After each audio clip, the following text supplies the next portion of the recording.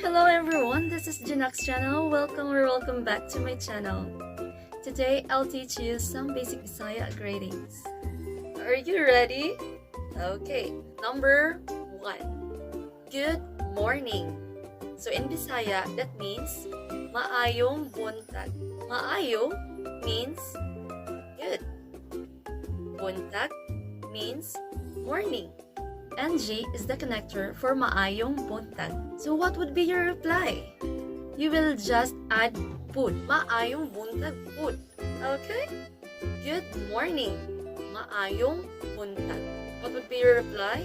Maayong buntag pud. Number 2.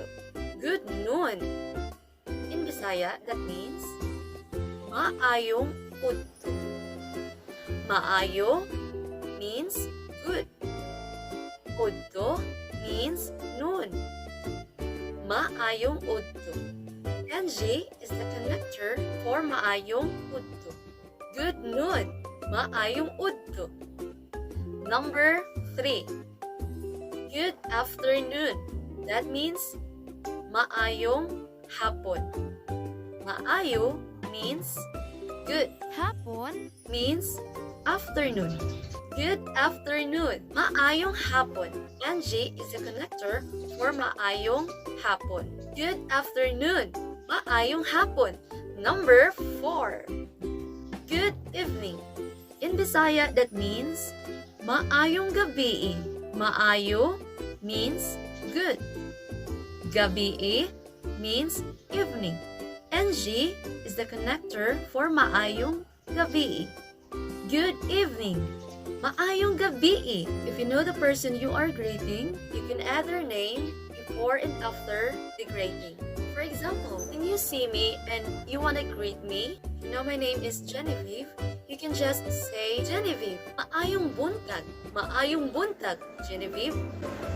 You can do that for the rest of the greetings, but it depends on the time of the day. Do the same thing when I greet you. For example, let's say your name is Anna. Maayong buntag, Anna. Anna, maayong buntag. And then, your reply would be, Genevieve, maayong buntag. maayong buntag, Genevieve. And you can do that for the rest of the greetings replies. Okay, now let's have a practice. I will be greeting you and you should reply. Let's say your name is Juan. Juan, maayong buntag. That means, good morning. Very good. Juan, maayong udto.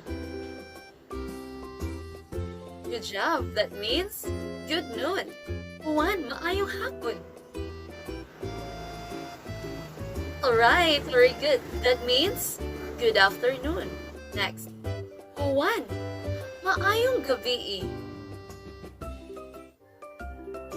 Good job. That means, good evening. For you to master the greetings, so let's have a practice again. So you will be greeting me and I will reply. You will start with morning, noon, afternoon, and evening. Okay? Start. Maayong buntag pod. Maayong udto pod.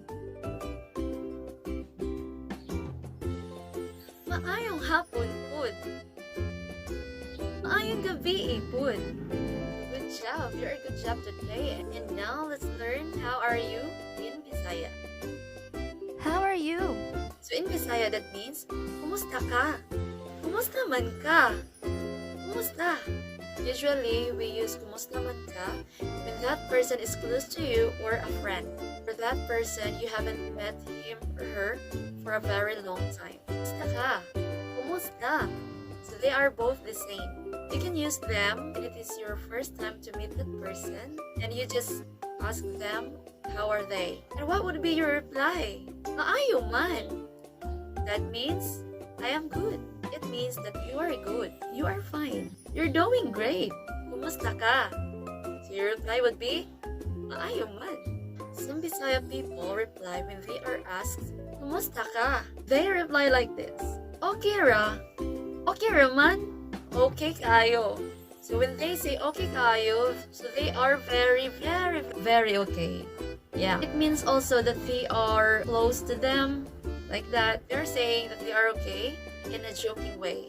Okay, let's have a practice. I will ask you, and you should reply. Kumusta ka? Very good. Your reply would be, Maayo man. I hope you learned something from what I am teaching you today. I will be glad when you learn something today. So if you want to learn more about learning Bisaya, just click the subscribe button and I will do my best to teach you what I know. Thank you so much. Goodbye.